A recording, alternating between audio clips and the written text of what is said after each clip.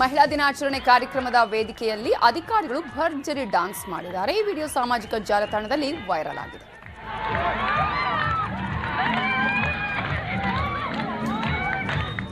ಧಾರವಾಡ ಜಿಲ್ಲೆ ಅಣ್ಣಿಗೇರಿ ಪಟ್ಟಣದಲ್ಲಿ ಹೋಳಿ ಹಬ್ಬದಲ್ಲಿ ಪಿಎಸ್ಐ ಉಮಾದೇವಿ ಹೆಜ್ಜೆ ಹಾಕಿದ್ದಾರೆ. ಹಲಗೆ ಸೌಂಡ್ಗೆ ಪಿಎಸ್ಐ ಸಖತ್ತಾಗಿ ಸ್ಟೆಪ್ ಆಗುತ್ತೆ.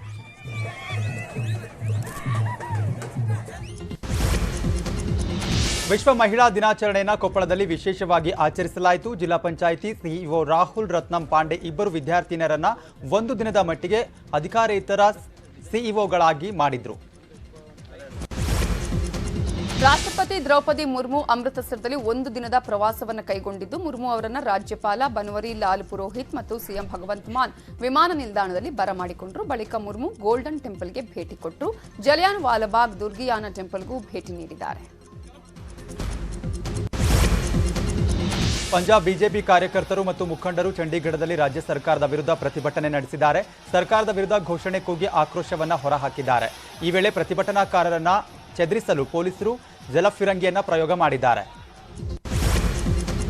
ರಿಟರ್ನ್ನ ಖ್ಯಾತ ನಟ ಹಾಗೂ ನಿರ್ದೇಶಕ ಸತೀಶ್ ಕೌಶಿಕ್ ಹೃದಯಾಘಾತದಿಂದ ನಿಧನರಾಗಿದ್ದಾರೆ. ಸತೀಶ್ಗೆ ಎದೆನೋವು ಕಾಣಿಸಿಕೊಂಡಿದ್ದು ತಕ್ಷಣವೇ ದೆಹಲಿಯ ಫೋರ್ಟಿಸ್ ಆಸ್ಪತ್ರೆಗೆ ದಾಖಲಿಸಲಾಗಿತ್ತು. ಆದರೆ ಚಿಕಿತ್ಸೆ ಫಲಿಸದೆ ಮೃತಪಟ್ಟಿದ್ದಾರೆ ಅಂತ ಕುಟುಂಬಸ್ಥರು ತಿಳಿಸಿದ್ದಾರೆ.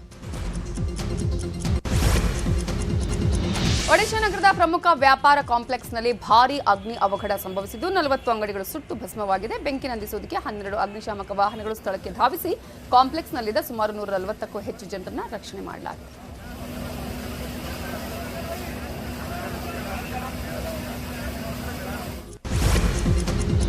ರಿಲಯನ್ಸ್ನಿಂದ ಐಕಾನಿಕ್ ತಂಪು ಪಾನೀಯ ಕಾಂಪಾ ಮತ್ತೆ ಮಾರುಕಟ್ಟೆಗೆ ಬಂದಿದೆ. ಬೇಸಿಗೆ ಝಳಕ್ಕೆ ಗ್ರಾಹಕರಿಗೆ ಕಾಂಪಾ ಪಾನೀಯ ತಂಪು ನೀಡಲಿದೆ. ಕಾಂಪಾ ಕೂಲ್ ಡ್ರಿಂಕ್ಸ್ನಲ್ಲಿ cola, orange flavour, lemon flavour drinks ಇರಲಿದೆ. ಕಾಂಪಾ ಕೂಲ್ ಡ್ರಿಂಕ್ಸ್ಗೆ 50 ವರ್ಷಗಳ ಇತಿಹಾಸವಿದೆ. ಬೇಸಿಗೆಗೆ ಗ್ರೇಟ್ ಇಂಡಿಯನ್ ಟೆಸ್ಟ್ ಹೆಸರಿನಲ್ಲಿ ಮತ್ತೆ ಮಾರುಕಟ್ಟೆಗೆ ಬಂದಿದೆ. 500 ml ಹಾಗೂ 600 ml ಬಾಟಲ್ನಲ್ಲಿ ಕಾಂಪಾ ಲಭ್ಯವಿದೆ.